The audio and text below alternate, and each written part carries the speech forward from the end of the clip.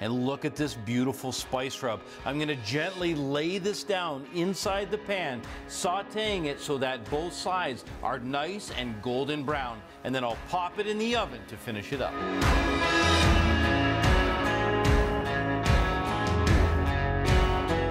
You'll notice I haven't used any eggs or breadcrumbs. The proteins will naturally bind when cooked. I'm gonna keep this seasoning simple. Just a little bit of salt, some pepper. Simple. I want to taste this elk. I don't want to hide any of the flavors. I want to taste it. I put all that work into getting it. I don't want to hide those flavors. I want to taste it.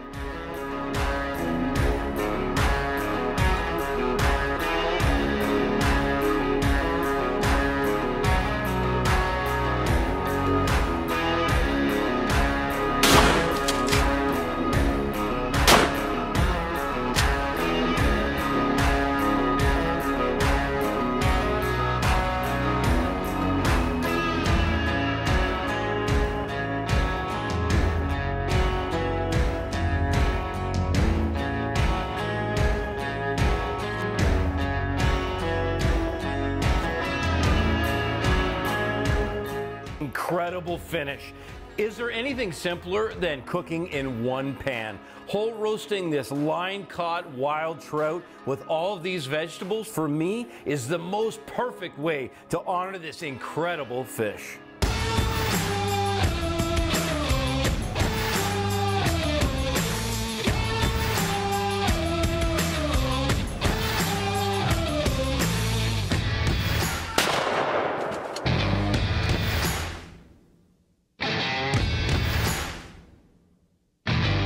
This is my first black bear. We're here hunting on public land, and let me tell you, this is a night I'm never gonna forget. What the old timers taught me, it came true tonight, and we got this beautiful, beautiful black bear.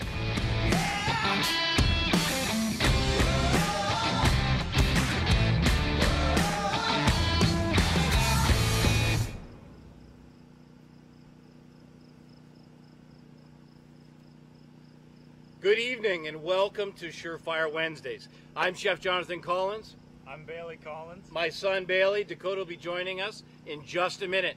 We've got some really exciting recipes for you tonight, and as you can see, we've got a little bit of inspiration. This gorgeous setting alongside a river, and we've got a great giveaway tonight as well. This beautiful Lodge cast iron, it's a tripod, and we've got this incredible roaster. We're going to show you how to make kebabs later.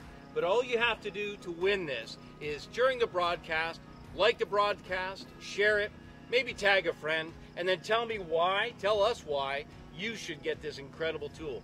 We've been using this. Oh yeah, we've been using it for a couple days. We roasted some chickens on here a couple of days ago, and they were absolutely gorgeous. They turned out definitely the most juicy chicken I've ever had, and they were just perfectly crispy. They were amazing. So the great thing about cooking over an open fire or by fireside like this is you get the advantage of all of the flavor that comes from the wood. Now, whether you're using oak or hickory or whatever maple, whatever hardwood you have access to, the key is to get that fire started early. So anywhere from an hour to two in advance, you want a hot bed of coals. If you're planning to start a fire and use the flames to cook, what you're going to have is a lot of flare-ups, and you're going to have a lot of uncontrolled heat. What we have beneath this tripod is a set of rocks. Now, Bailey's a bit of our fireside expert. Yeah, I am. I spent a lot of years building a lot of fireside stone campfires, I'll tell you that. This one took a little bit, but at the bottom of the fire, we took these little stones and put them in the bottom. Make sure they're not too smaller. When they heat up, they just kind of pop out at you, and it's not really safe.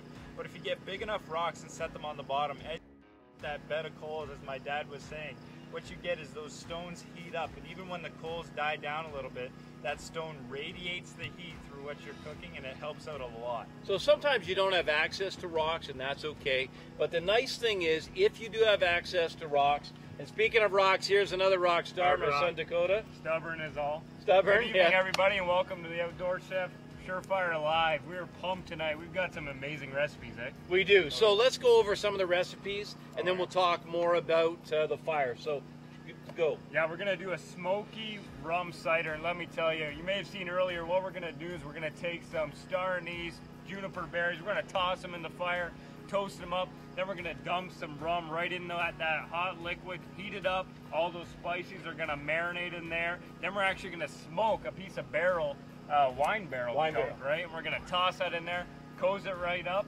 and then it's gonna smoke, and you're gonna taste that smoke in that liquor, and then we're gonna pour that over some apple cider. So Dakota's our resident mixologist. Bailey looks after the smart food. Smart food, as you like to call it. Yeah, it is. I'm doing a roasted nut trail mix tonight. So basically, what started that is we went on our last hunting trip, and the one thing we wanted to take with us was a trail mix, but we couldn't find a decent trail mix anywhere. There's a lot of sugar, a lot of additives. Yeah. So what we want is we want that pure protein from nuts and the good sugars. Yeah, I'm also going to add a little bit of seeds to them. So I'm going to add flaxseed and chia seed to mine. And what that does is the flaxseed not only adds fiber and also protein, but also adds some of those omega-3s and kind of boosts that trail mix up and gives you a ton of energy when you're out there. Energy, nutrition, and then it's time to cook. So we've got, now if you go back into some of our previous episodes, we did one of our most popular ones was the Philly cheesesteak, where we use this venison. And I talked to you at the time about not having to thaw an entire venison roast. And so this is the other half of that venison roast. We thought the perfect thing for a campfire is something that's really simple. We're going to do fire roasted venison kebabs. And I'm going to show you a couple techniques from skewering to prepping some of these veggies. And the big thing is going to be a quick marinade. Now the marinade is going to add a ton of flavor and get rid of some of that thing we all hear time and again, the gaminess. Yep. Now for me, honestly, the venison. Yeah, I've yet to taste it, man. Exactly. But the exciting thing is, this venison came from this very farm we're on right now. Actually, about, I'd say probably a kilometer that way is where this venison went. This venison roast has come full circle. Full circle, yeah. It went from field to freezer to riverside to fireside. It went from field to in the river in the middle of winter that we had to drag out. Yeah. Then it went into this river. So the key thing about Surefire Wednesdays is we want to hear from you.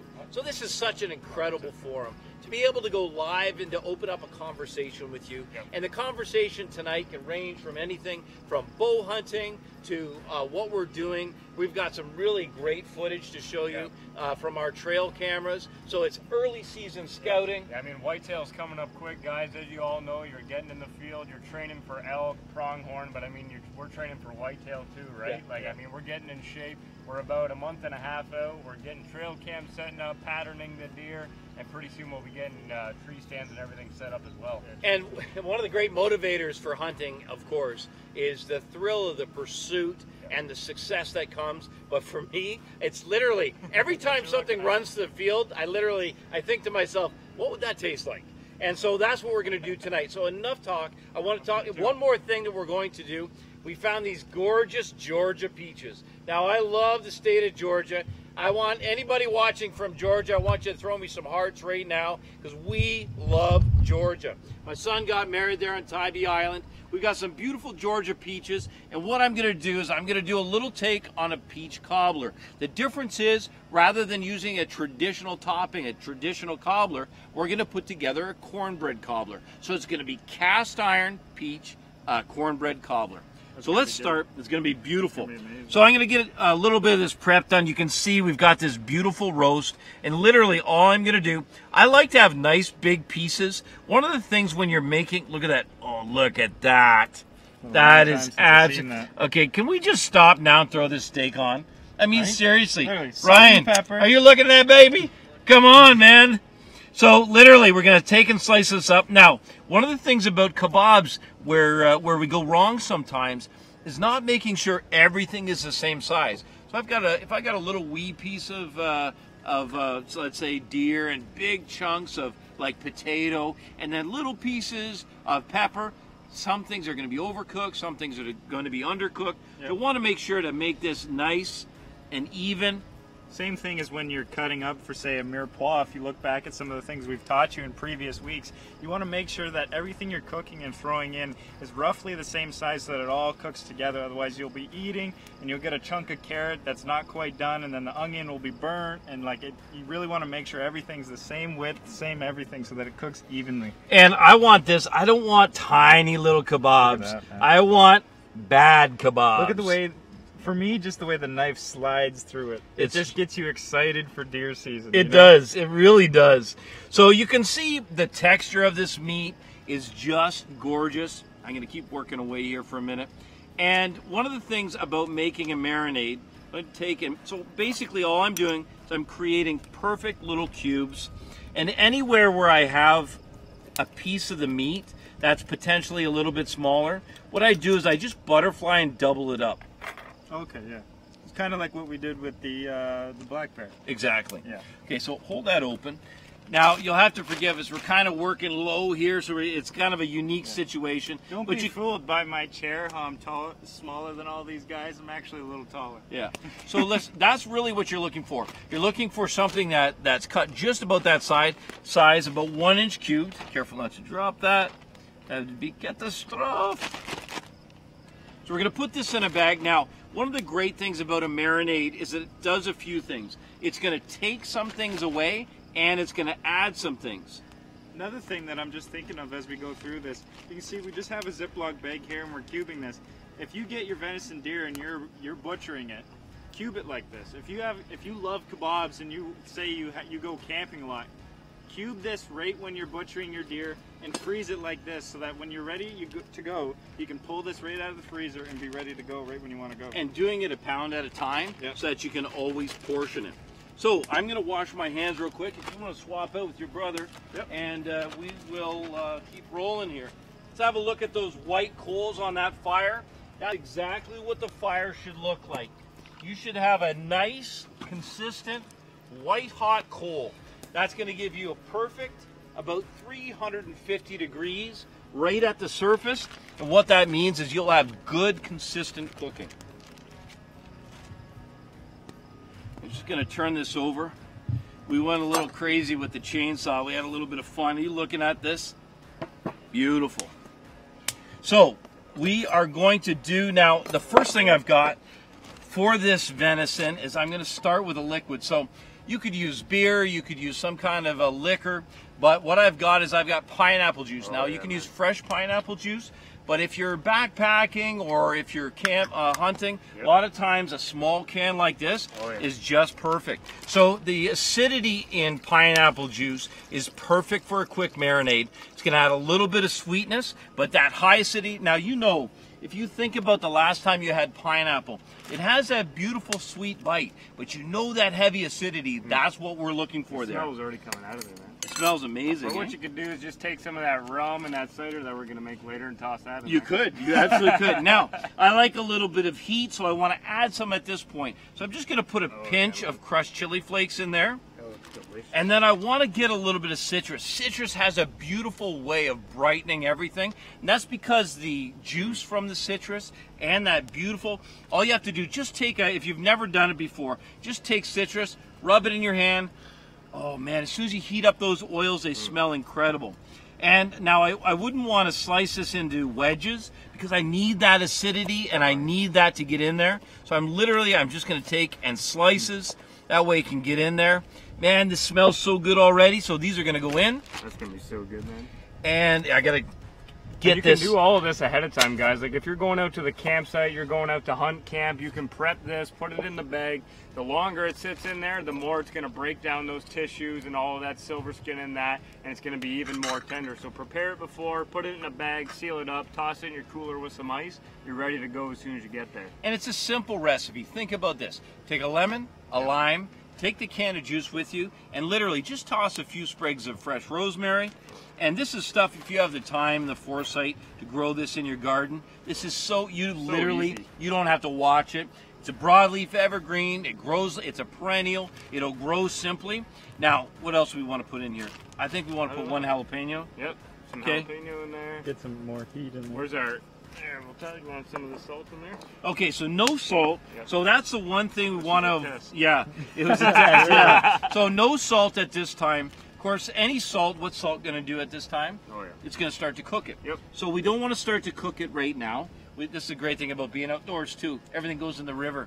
We've had red-tailed hawk, bald eagle.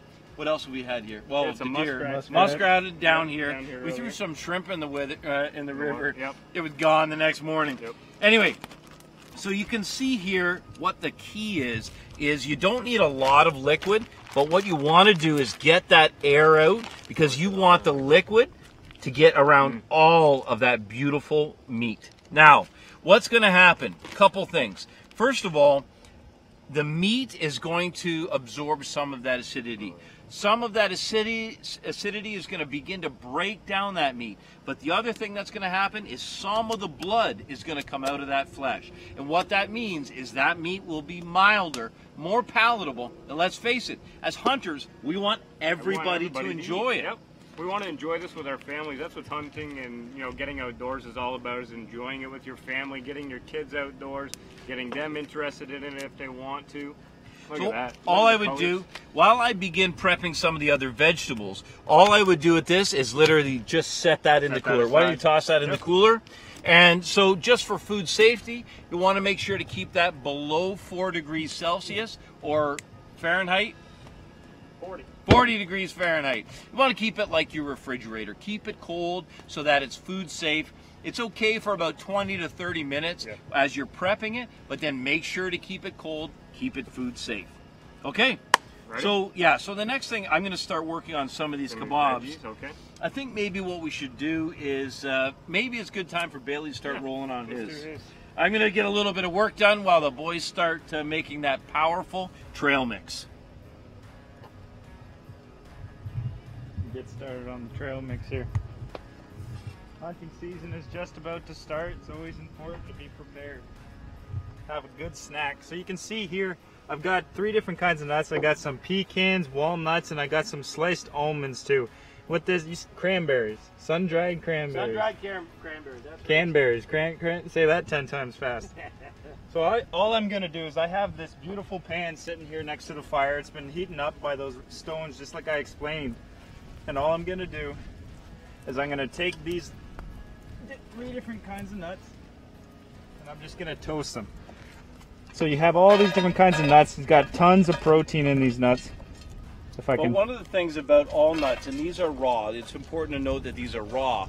So when you have raw nuts, there's nothing to really activate the flavor. As you know, think about roasted peanuts at a roadside stand. What you can do is you can buy these inexpensive raw nuts, and you can take your favorites, and you can use a simple pan. You don't need any oil in the pan. There's plenty of oils locked right into the nuts, and the heat will begin to activate it. It'll toast them. But one of the things you have to watch is that they do have varying smoke points, so they'll burn. Yeah. So when Bailey gets them in there, he's going to want to babysit a little bit and watch them. Babysit it also. What I'm also going to do here is, like I said in the beginning, I'm going to toss in some seeds.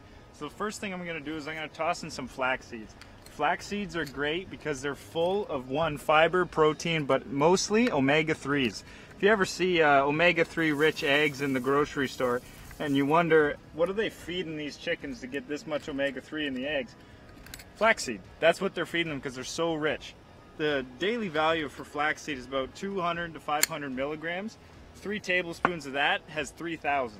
So you can just imagine how much is in there. So all you're going to do is I'm actually going to toss this right down on the flames. Get it toasted up real good. Another thing you can do is, if you like your trail mix a little sweeter, what you can do is you can take a spoonful of sugar and toss it right onto those nuts, and what you do is you start to caramelize the nuts. So it'll just add a little bit more sweetness, flavor to it. I like it just normal, like Dad said, a roadside stand with nuts. That's absolutely delicious. And the last thing you're going to want to do is you take this out with you, put it in a little plastic bag, and you're good to go. So yeah, the key now is, and that's the thing about cast iron radiates heat beautifully. So once you get a layer in the bottom of the pan, you want to leave them alone for a minute. Now just let it go, and you'll begin to see that oil will start to smoke.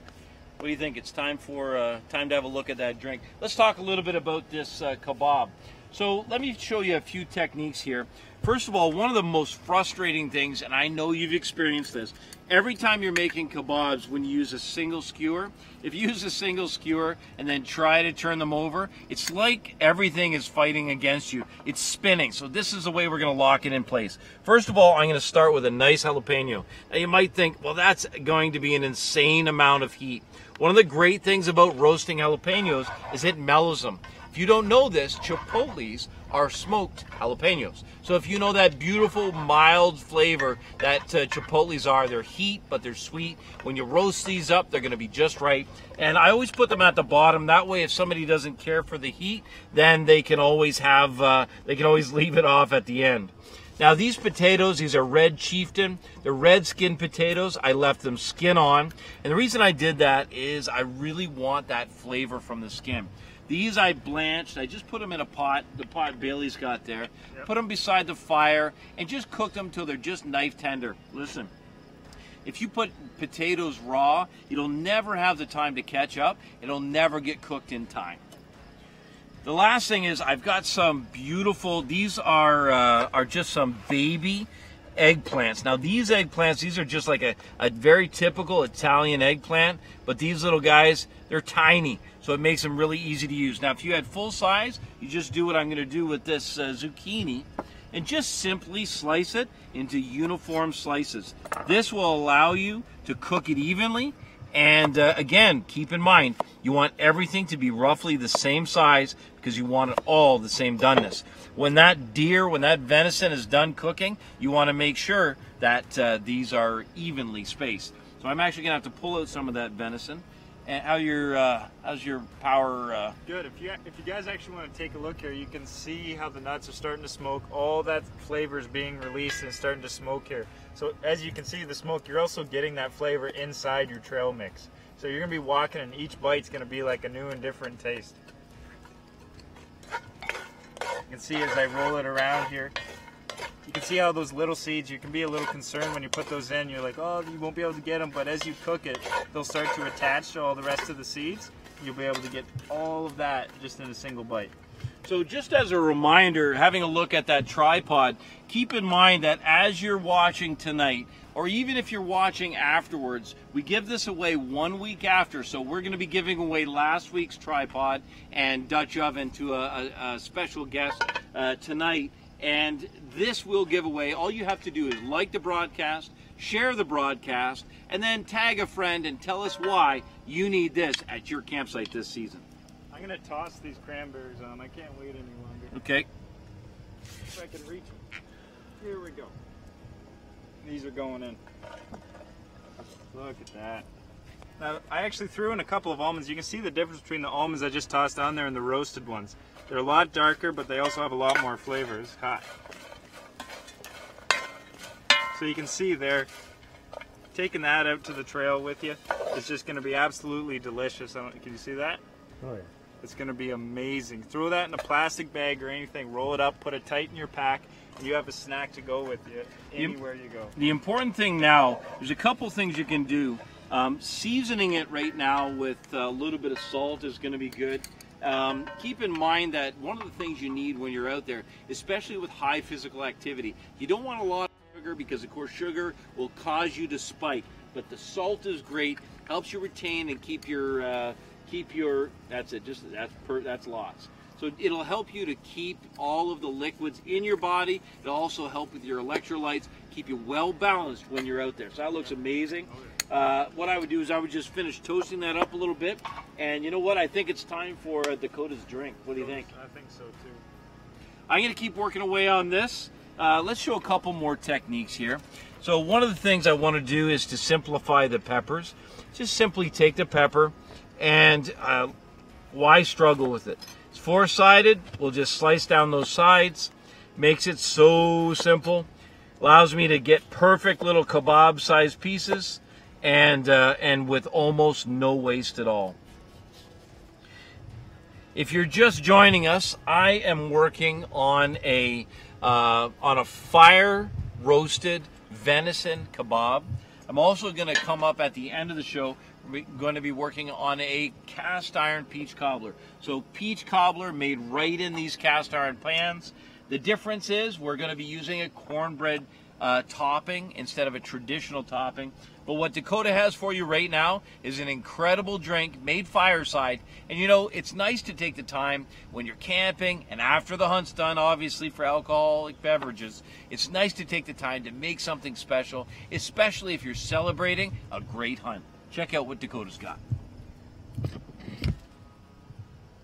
All right, guys, like you said, when it comes to you're getting back to your campsite after a hard day of fishing, hiking, whatever it is, or you spent all day in the woods hunting, this is what you're going to want to serve your guests. We always want to serve lots of people, so I'm going to show you a way to spice up your rum really nicely. We're going to start, you'll see here we got some allspice berries. These are all whole star anise. That's going to bring some gorgeous licorice flavor. And some whole cloves. That, if you've ever had a toothache or you get a tooth pulled, pop this in the back of your mouth and put it right on there. It'll go numb in a minute. Okay, come over here. We've been heating up this cast iron here in the fire. I'm gonna grab this out. And these are just a few simple things, guys, that you can take to camp with you. And let me tell you, it's gonna be worth it because your guests are gonna be coming to your campsite again and again. All right. Got some ice for you here. Thank you, sir. I'm just going to interrupt you for a second. Yep. So I'm going to head back. Now, imagine if you could, hanging on to this marinade for a couple hours. But you want to know what? I got to show you what these look like cooked. So I got to get back and start finishing these kebabs. All right, so we got our star anise in there. We're going to go with our allspice berries. Now, this is hot, and it's going to start to cook it, but we're going to toss it back onto the fire just to heat it up a little bit more. Those oils from all of those berries are going to start to infuse and toast. If you toss these in the drink now, they wouldn't be as flavorful as if we heat them up. And this little cast iron is going to act like a little oven. So you'll see that in a second. It won't take long either. The oils start to come out of those. And if you leave it in there too long, like we did earlier, it will catch on fire. Yeah, it will light up your life in a very different way. All right, we're going to toss those on. And one other interesting thing that we're going to do is I've got some red wine barrel chunks here. If you take a look, these are from a barrel.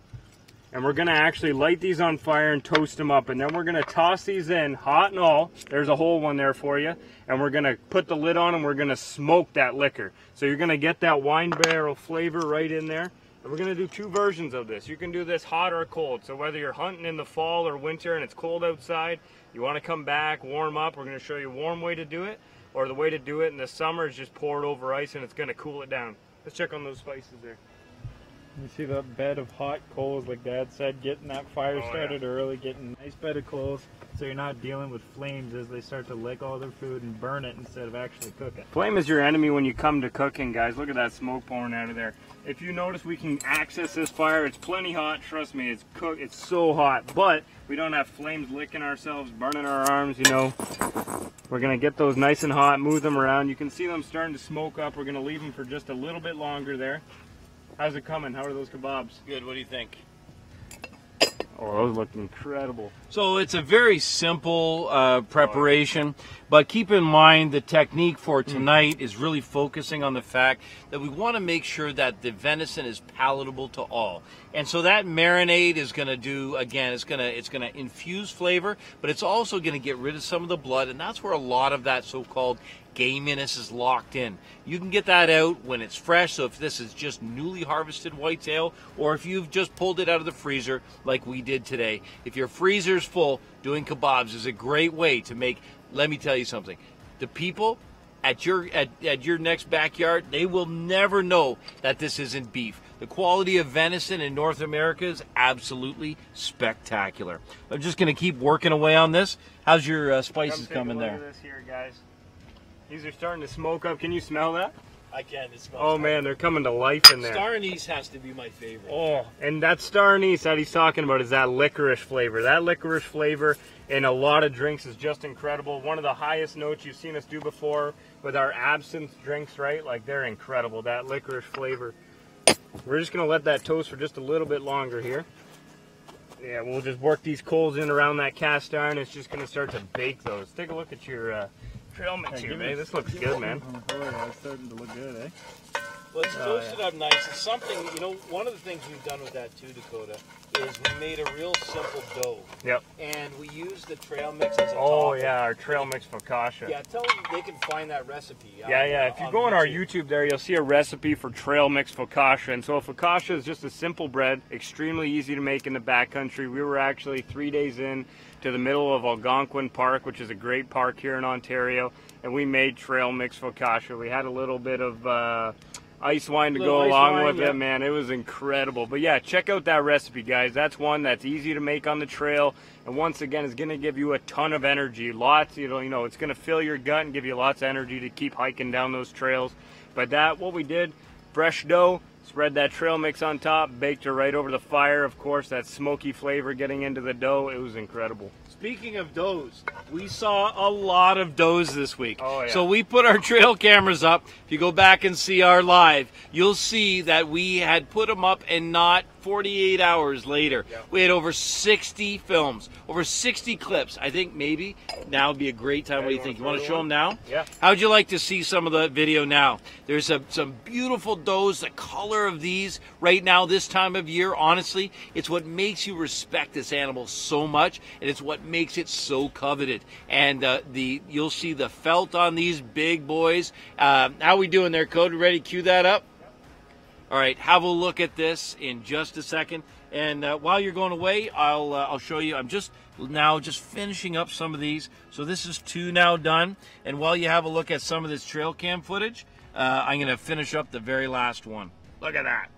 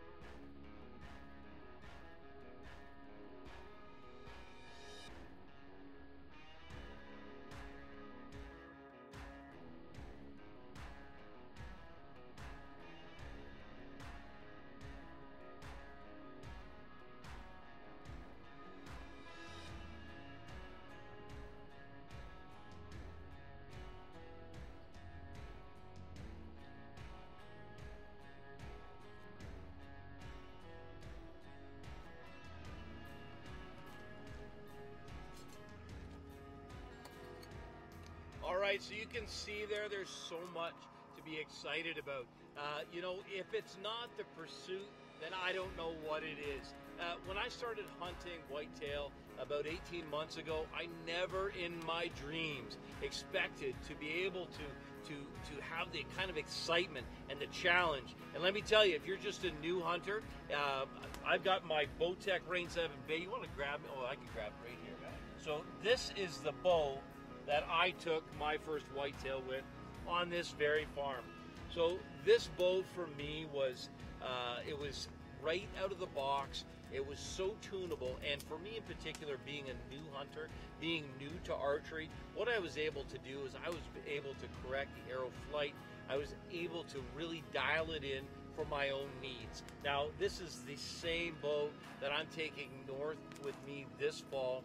We're going for moose, we're going for black bear, we're going to be hunting whitetail on this very farm with the Rain 7.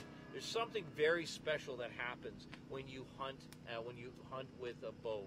Archery hunting, for me, puts me in a contact with whatever subject that I'm hunting in a way that nothing else does. It feels like in that moment, it feels like you are connected with that animal. And for me, it's all about respect, and it's all about this heritage, and I absolutely love it. How's your spices coming along? Okay, we're ready to go here, guys. Bay's gonna grab the camera here. Now, I'm gonna steal your thunder for 2 seconds here. Because I want to talk to you just briefly, can you hold there for 2 seconds? Okay, you're good. So we've talked about Bailey's got this powerful protein mix, great for the trail, great for taking packing out. If you're going elk hunting, you need something to eat quickly. You know, you're not going to sit down and make an elaborate meal. That's going to be perfect for you. Protein, it's going to be nutrients. then these kebabs, have a look at this. I'm just gonna season these. Now we taught it this beautiful herb salt a few weeks ago. Go back and watch one of our previous broadcasts. I'm trying to remember which one that was. Do you guys know? The herb salt? It was the fish. Okay, so it's when we were doing beer battered pickerel. Check that one out. This salt is absolutely beautiful. So the herb salt, and then we've got all the other ingredients. These are ready to go onto the grill. All I'm going to do, I'm going to create a little bit of fire there, bud. Yep. So I'm just going to literally put a little bit of oil on there. The excess will come right off. But what I want to do is I want to make sure I'm going to put those seasoned side down. Oh man. I'm going to make sure to coat that. I don't want that to stick. This is making me happy already. You know, it's bright, it's colorful, and it's easy. And it's easy. Each of your guests just gets a kebab, and away, this is enough for a meal. Well, and so this is one of the things I got to show you. So when you do need to turn it, watch this. Complete control. I don't want to say that that's like smoking genius, but it sure does feel like it. So now it's important to season both sides. Those are some, big proteins, lots of veggies. Gonna get that smoke flavor in there. Yep, we're gonna get them all smoked up, all cooked up. That salt cracking. I love that. Okay, so good. Back to the drink. It's all yours. So guys, I pulled this out of the fire. I'm gonna show you here. Look at this. Those spices and look at that smoke. They're all toasted. If you could smell this right now, you'd know that these are ready to go. Come on over here. Now, you've heard heating up alcohol, burning it off is going to get rid of the alcohol. That's only if you light it on fire. If you heat it up, think of a hot toddy or something like that, you're not going to get rid of the alcohol. Mulled wine, mulled cider, all the alcohol value is still there, so you're going to get that beautiful kick. But the nice thing is, like with rum, the way that it's aged, it's just a concentration of that flavor. Just going to pick up all these flavors. You'll see here, watch, we're going to toss this right in. You can hear it sizzle. That pan is still piping hot. That's what's great about cast iron, is it holds its heat. And you just want to let that mull in there for a minute. And what we're actually going to do, I'm going to go over. I left one of those wine barrel chunks in the fire. We're going to blow that out. You can see that smoke. We're going to toss this right in the side here. Look at that smoke, and we're going to cover, oh, that's hot. We're going to cover that right up. And that's just going to engulf all that liquid in there. That smoke is just going to encompass around that alcohol, and you're going to taste all that red wine flavor. And then, like I said, we're going to do a hot one and a cold one. So what you do, leave that hot if you want it hot, or put it back over the fire with lots of spices, and you just leave it on there all night, man. They can just keep dipping, take a ladle, keep pouring it in your cup, and away you go. Let's take a look. We'll fast track this a little bit. Oh yeah. Look at that smoke. That smoky flavor is going to be in there, delicious. And what we're going to do is add some apple cider here. So we're going to take a tin cup here. And we're going to strain this out here, guys, because you want to get those berries out. You want that liquid to be clean. There we go. Oh, yeah. If you could smell this rum infused. You got star anise in there, cloves, allspice berries. Smells incredible. Look at that. I smell this. So that liquid, that's just straight up alcohol. So all you can imagine, that'll make you 3 or 4 drinks. Gonna grab some ice here. And like I said, you can just do a big pot of this if you want. If you got a big group of people, toss some ice in there. Pour some of that alcohol in there. Just a little bit. Apple cider to top it up. And it looks simple, but let me tell you, it tastes incredible. You want to be the first to try this, or do I get to try one first? I'll come. For once? For once. Oh man. Come on. You serve that at your campsite this summer, man. I have to listen. I gotta change this up. You have to shoot this sunset in the background. Oh, yeah. Honestly, are you looking what I'm? This is what I'm looking at. Look at this gorgeous sunset. These oaks as tall as can be, and this fine drink. Smoky rum cider, man. Taste that. Oh man, Come really on. Get that. Oh, yeah. The oak, eh? Yep. You may not think it, but that smoke flavor goes right into that liquid. When you let it smoke in there and engulf inside that cast iron, you get it. It may seem like a really kind of step that isn't needed. try it. It's needed, trust me. Listen, I'll tell you what, you know, outdoors folks, we get a bit of a reputation. Well, I think we're stepping this. We have a great acuity for the finest things in life. We know what matters. Yep. We take the time to do the things that we're passionate about, and taking these ingredients for you and taking them to the next level is all about a level of rustic sophistication. I like to call it it's like a dirt road sophistication. It's respect for the ingredients too. Like the same way we respect this venison by harvesting it and eating it ourselves, we respect every single one of these ingredients that we have. Like we said, always building flavors. You can add simple things, but each little step that you take is just gonna make that final product taste even better. Like this drink. You could take those, let them sit in that liquid and just mull overnight, or smoke them over an open fire, getting fireside, tasting them, pour the liquid in, heat it up, get all those oils into it. Taking all of those steps is going to amaze your guests. So this is one of the things that I like to do with the tripod, why I really like the tripod. And what I've done is I've rigged it up with some really inexpensive black chain. Is you can just suspend something like this. The heat is able to go through, but then I just wound it up a little bit. And it's just like the perfect way to evenly heat. If you've got any hot spots, it'll kind of look after you, and then it just spins back. Keeps going. It's perfectly active, and the whole time is just cooking that to perfection. Now, we've got a pretty good flame going there right now, but what you want to do, again, you want to make sure, and that's one of the things, when I started to share with you why we build the rock base. So first of all, it looks fantastic. It's a great place. It's a great way to protect the fire. If you're in really dry areas, be very careful about wood fires, obviously. But a wood or a rock center like this, and as Bailey said, putting rocks in the bottom, they're going to radiate. They're going to capture the heat, and they're going to radiate it. The other thing is the rocks are on the outside. They're going to give you that kind of oven effect, and that's what you really want. They look great, eh? Oh, it's coming nicely. So we're going to keep cooking away there. And now I'm going to start with this peach cobbler. Yep.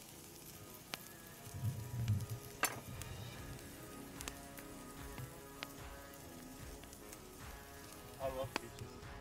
This peach pit has seen better days.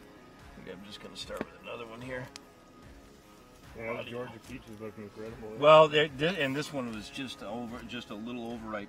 You want to make sure the thing about peaches, nectarines, plums, whatever you use for this dish, you want to make sure that they are really ripe. I always tell people, you know, ripe to the point of almost too ripe. Keep in mind that it doesn't really, the texture of it is going to change dramatically because of course you're roasting it. But one of the things about having super ripe fruit is it's going to be as sweet as it possibly can. If you think about something like wine, you would never harvest grapes earlier than 100 days because they don't develop the sugar. And when you get these, a lot of times the fruits are trucked in. You want to make sure that they're as ripe as they possibly can be. Overripe fruits too, like I take a banana for example, sometimes the banana will get that brown spot or something like that, but there's actually been studies done that when the banana's overripe like that, there's something in it that activates, that can actually help with certain sicknesses and stuff like that.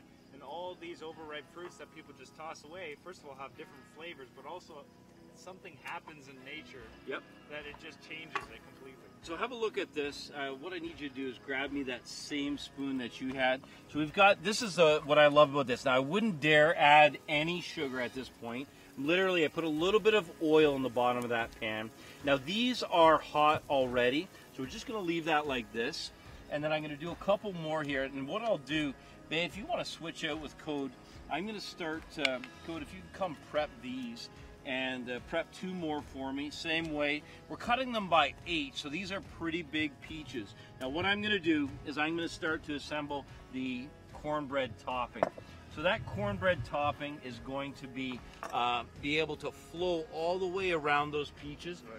So if you just get those prepped, and we'll get started with this cornmeal recipe. I want to tell you guys a little bit. We've heard you asking in the previous weeks about all of these products that we use, larchwood cutting boards, knives, all of the tools that we use.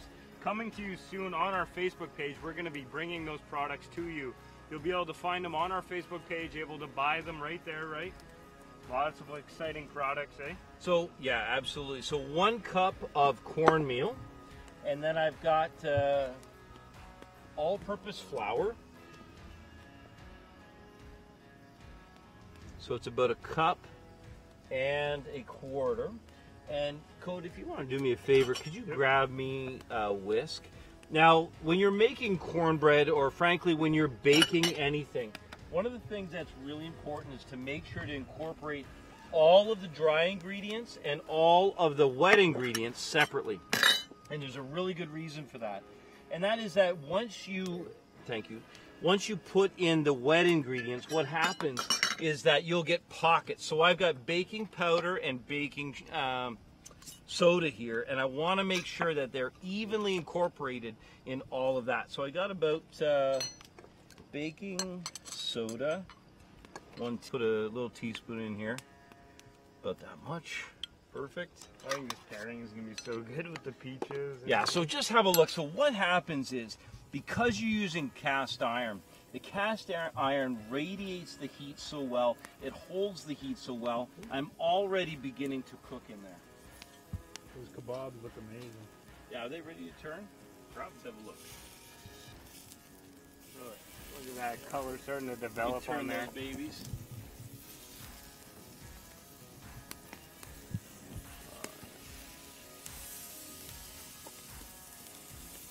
Oh yeah, those are good, man. The nice thing about this, guys, you'll see these tomatoes are whole. If you can find some smaller tomatoes, these are salad tomatoes, they don't fall apart on the sticks there. If you take and you cut tomatoes in half, those are just going to fall apart. All that liquid's going to fall out into the bottom of your fire, and you're going to be left with a burnt, skinless tomato.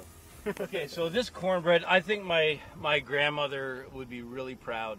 Grandma, I know you're watching. So she was her mom came from Cubbage, Kentucky. So I've got some Kentucky roots, and cornbread seems to like every time there's cornbread and grits. Every time I'm driving through the South, I get into some cornbread and grits. So anyway, back to this. So we're doing this as a topping for peach cobbler. So the first thing here, you can see, I'm going to bring it together using a whisk, because what the whisk does, you can see as I pass it through, is it starts to mix it together really well. So all the dry ingredients first, and I'm just going to take my time here. What's that saying again? Slow is smooth, and smooth is fast. And never more true than in the kitchen, because this is a time you don't want to rush it. This is something we always make at camp too. When you come back from a long day of doing whatever, there's nothing like cornbread in your belly. It goes with everything, whether it's beans, whether it's kebabs, or whether it's peach cobbler. It goes with literally anything. So it's a perfect mop. Now the one thing I want to do, see, I've got this butter sitting right here. And all I want to do is I just want maybe, here, I'll give you this. I don't want a lot, okay? It's hot. But I just want maybe a tablespoon right over top of that. Yep. So I've got the oil in there, which is going to keep the smoke point high so it won't burn. Now I want to add a little bit of flavor. We're going to base those with a little bit of butter. Just a little bit of butter.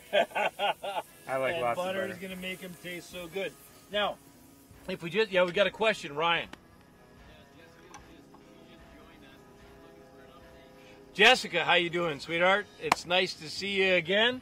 Thank you for watching. We have got, so first of all, we've got venison kebabs. So this is fire roasted. So we're doing this with some beautiful smoke. And Dakota? Yep, and we did a smoky rum cider. And Jessica, I know you're going to love this one. You're going to have to go back and watch it again later. Smoky rum cider. We toasted spices, poured hot liquor over top of it, added some apple cider. It was incredible, man. And then grab Bailey's trail mix there. The pan's right behind me. So going into this cornbread, so I've got the peaches going there. Now this is already hot. So what I started to say is we want to start to develop flavor in there. So I'm going to go with 2 eggs. I got some nice Then we did this gorgeous trail mix. Look at this. This is if you're going in the woods, taking your kids for a hike. This is what you need to feed them right there. That's going to give them lots of energy, which I know parents are going to dread, but they need it, guys. It's brain food. It's brain food. Then we've got, and what I've got going here, Jess, is a cornbread. Now, if you watched last week, You saw me make this recipe, but we're gonna treat it differently this week. This is buttermilk. Look at that beautiful buttermilk. Got a couple flax seeds in there. Oh my god. Yeah. Nothing wrong with Add flax. some fiber. No, that's right. Did We you try these peaches we yet? get our omega-3s here, man. Did you try these yet? Huh? Did you try those peaches yet? No, they good. They're delicious, You man. dip one in that drink. Reminds me of Georgia. Oh man, Those are perfectly Stick ripe. one of those in the drink, man. Those would be good. And corn oil. Georgia's got a soft spot in my heart, guys. I got married on top of a 175-foot lighthouse there. And let me tell you, it was incredible. A big shout out to my wife. I love you girls. And let me tell you, when I hear Georgia, it takes me right back, guys. Takes me back too. It was Oh, yeah. 175 feet and 175 degrees. It was so It was hot. hot, 100% humidity. July in Georgia, all you people from Georgia, you know what July in Georgia is like. You man. spend most of the time in the water. Yes, dear. Yeah, so great question. We're talking about always on the fire. It's got to be a hardwood. This in particular, there's this gorgeous walnut that came down on the farm. So we've cut up this walnut. Yep. Burns hot. The smoke is nice. But Dakota, show those wine barrel chips. So this is where we're getting that beautiful smoke from. So the smoke is coming from these red, so you just go to, and you can get these, this is from a wine barrel, obviously red wine, and all that oak cask. Wine barrels can be in circulation for up to, 15, 20 years. So who knows how long this one was in circulation. Maybe there was wine in it, maybe there was Jack in it, maybe There there was rum in it. could be anything No in it. matter what, it's going to be good on the fire. Toss I need that on. I need that butter. Yep, that smoke is going to just come out of that like crazy, and anything that was in it is also going to go into your dish. So I got some this butter now that we just melted on the fireside. Butter's going in. This, man, I'll tell you, this looks so good already. Oh. And then my favorite part, this is so it's a local clover honey. I'm always talking about honey. Honey's so good for you. Good for allergies. It's good for energy. 10 times sweeter than sugar.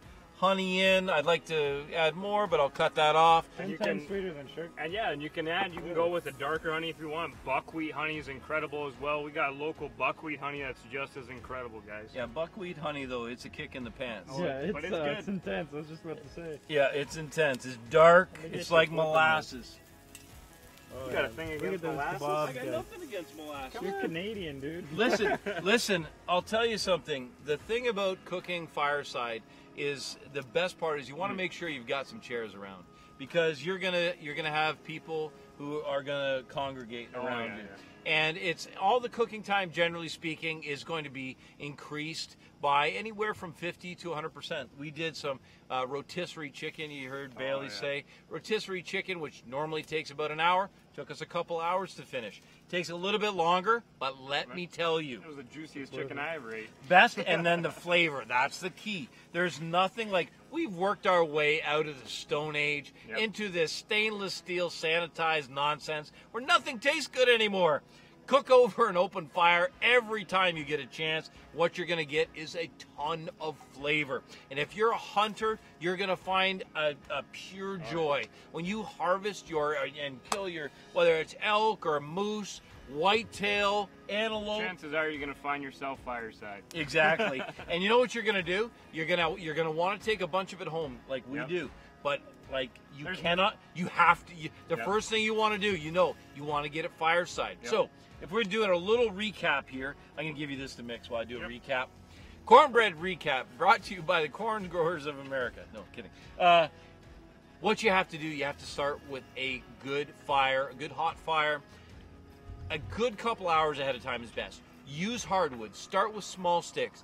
Don't use any chemical incendiaries. Just use a little bit of dry grass or a little bit of bark. Birch bark, if you got it, works great. We have a couple videos on fire starting. Build yourself a fire pit. For the few minutes it takes to find the rocks, if you go to the bed of a river or along the riverbed, look at that. Look at that consistency, guys. You will find rocks. Build your bait. Show them exactly the structure of that rock, of that fire pit. That is a perfect fire pit. We've got the base layered in rocks. That's going to radiate the heat. We've got it surrounded in rocks, which is going to block some of the wind. And you can see that beautiful smoke rolling right over top is going to fill everything. So now we've got time to put them in. Okay. Yep. So let's get a close-up on this, because this, You want to scoop?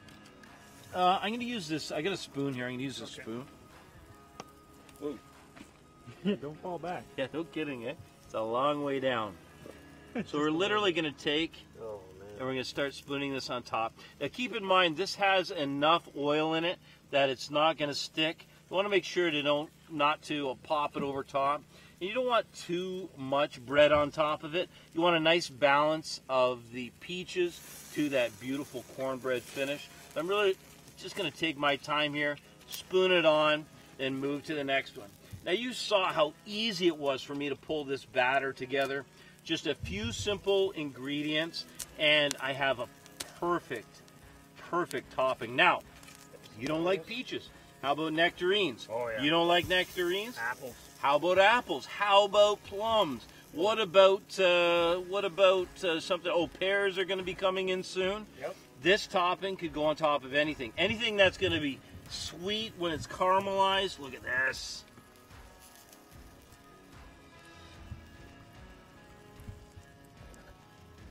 So if you are by chance just joining us, we've had a great time now. We've had requests to do a dessert. What I'm doing right now is a cast iron peach cornbread cobbler. Yes, you heard it right. Cornbread cobbler. We're reinventing the cobbler. There are people in Georgia right now who are turning over going, that's not how you make cobbler. Well, that's how we're making it tonight. It's a great way to enjoy it. Now, here's the key. So we've got to get some, we've got to heat from the sides of the pan, but now we've got to get it down inside that oven we've created. Another important thing for me about cooking is, you know, you can spend a long time making the same thing over and over and over again. Try something new. Like we said, you always make cornbread, you always make peach cobbler. Put them together. You never know how something's going to turn. That's how some of the best ideas are made, just by messing up and being like, hey, that kind of tastes good. Look at how much water that heat has already rendered. It's starting to cook down. Now that's the beautiful thing about using cast iron, is that all of that peach juice, think about concentrated sweet peach juice. That is going to be just beautiful. Now, the only thing that I'll have to do for those is I will have to turn them. So we're going to get a ton of heat from this one side, so I will have to spin those around. Let's have a look at our kebabs here. So you can see that one of the things we were really focused on tonight is to make absolutely certain that everything was roughly the same size. And what that does is when you're enjoying the kebab, everything is cooked, everything is the same temperature. Yeah, those jalapenos is what I'm looking for. I love a little bit of heat in my food, and those look amazing. They look amazing. I'm going to turn this over, and then you know what? I'm going to show you one of these. I'm kind of proud of the fact. Here we go. I'm kind of proud of this little rig we've got going here. So now, Dakota, let's show them how fast. Now, having those rocks in the bottom, this is how fast it starts to cook. So that's going to puff up. It's going to start to cook, and that's absolutely beautiful. Now, you just want to make sure you don't put your cobbler underneath your venison, because then you're going to have venison cobbler. So up here, generally, like I said, some of the best dishes are made from mistake. Maybe venison cobbler or something. Okay. So up here, generally, it's cool, so you can handle this. So what I want to do is I'm going to bring this down. I want to caramelize these up now. I'm able to drop the whole thing down. I can show you that one more time. I'm able to take it from whatever height. So let's say that fire gets a little hot. I can bring it up. Or if I want to get down, I got those beautiful gnarly white coals, and I want to make sure to get nice crisp crust on all of those veggies. There we go. Now we're right in the middle of that heat again. And just to point this out, tonight we're giving away another one of these tripods and this awesome dish you see us cooking on right here. Only thing you got to do is like this post, share it, and comment. Tell us why you want this tripod and where you're going to use it. Honestly, guys, it's amazing, this thing. So this is the perfect campsite, dinner. You've got kebabs. It allows you to use that venison. Your freezer's full, and now you got a chance to use it. Or with the upcoming whitetail season, now you've got something that you can put in the back of your mind. You can grab some mushrooms and tomatoes and zucchini and take a few of these things with you. The other thing we've got, because we had that request for desserts, we've got this beautiful cobbler. Then let's have a look at that drink. That beautiful drink. I haven't tried it yet. Nope. I love doing this to our American viewers. It's just so you know, I'm only 19 years old, and perfectly and legally I can go like this here in Canada. So beautiful drink. So it's that smoky rum cider. Dakota good, put man. together star anise and the allspice berries, and you use cloves as well. See right here, you got some left. And then let's have a look one last time Oh yeah. at this. This is cooled down nicely I now. want to try it now that it's cooled down. So what happens here is some of those beautiful sugars from the sun-dried cranberries, it comes together nicely, but you don't have that raw taste and texture of the nuts. You've got it beautifully toasted, perfect to go backpacking, to go elk hunting. We'll tell Randy Newberg's coming up next at 10 p.m. Eastern right here on the Bowtech Network. Randy, you would absolutely love this when you went elk hunting.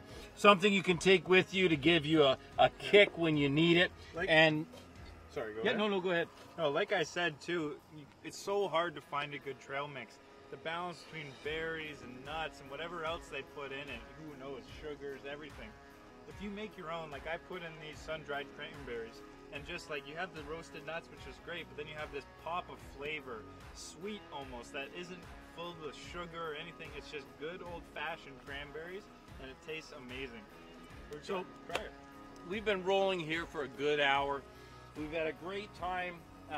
This Riverside location is just incredible. Dakota, I don't know if you want to get that sun peeking through there or not, but share the sunset with us. Sure. It's absolutely beautiful. You can see that corn is a mile high. Life is good here, and we love this opportunity to share hunting, to share cooking, and to share family and all the experiences. A couple little things for housekeeping. Just a reminder to like and share to win this. Now keep in mind, we don't make this decision until a week from now. Whoever won last week will be notifying you right after this broadcast.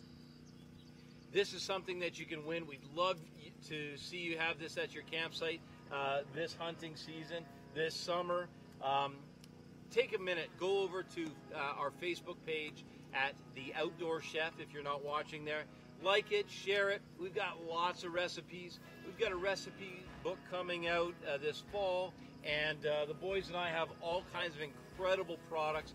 We've got knives and cast iron and butcher blocks and all kinds of this cool stuff that you see here. Bracelets, t-shirts, Leather, all kinds of neat stuff. And then go over to Fear Outdoors Less. That's on Facebook as well. And that's our other show. And by the way, take the time to go, if you haven't yet, and go check out My Outdoor TV. My Outdoor TV is a place we call home. It's where you can see we've got about 25 recipes from the Outdoor Chef there. We've got a couple dozen coming up for September 1st that are going up. We'd love for you to check it out. If you do go over there, use the promo code Collins. That's COLLINS. That's our last name. If you use that promo code, you'll get 1 month for 99 cents. So enjoy a month on us. I guarantee if you check it out, you'll stay on because you'll see all of your favorite hunters and anglers and outdoors people there, and you'll absolutely love it. Be careful not to binge watch too much. I said a couple weeks ago, my dreams started to be narrated by Jim Shock. Yeah, it happens.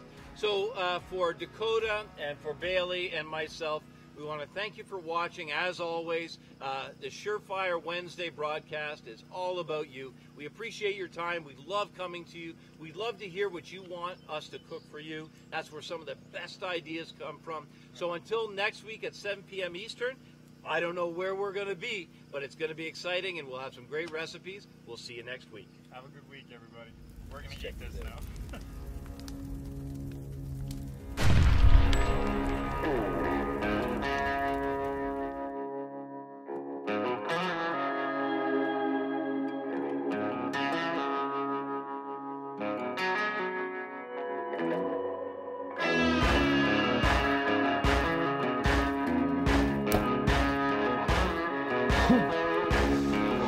And look at this beautiful spice rub. I'm going to gently lay this down inside the pan, sauteing it so that both sides are nice and golden brown. And then I'll pop it in the oven to finish it up.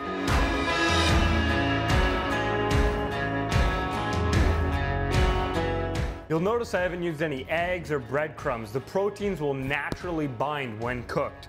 I'm gonna keep this seasoning simple. Just a little bit of salt, some pepper. Simple. I want to taste this elk. I don't want to hide any of the flavors. I want to taste it. I put all that work into getting it. I don't want to hide those flavors. I want to taste it.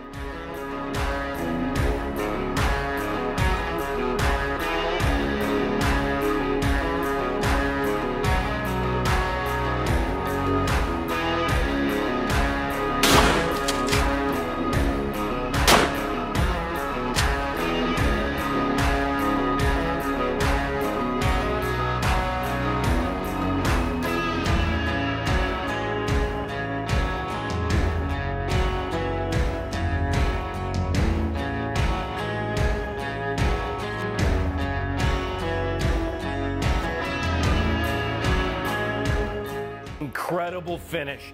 Is there anything simpler than cooking in one pan? Whole roasting this line-caught wild trout with all of these vegetables, for me, is the most perfect way to honor this incredible fish.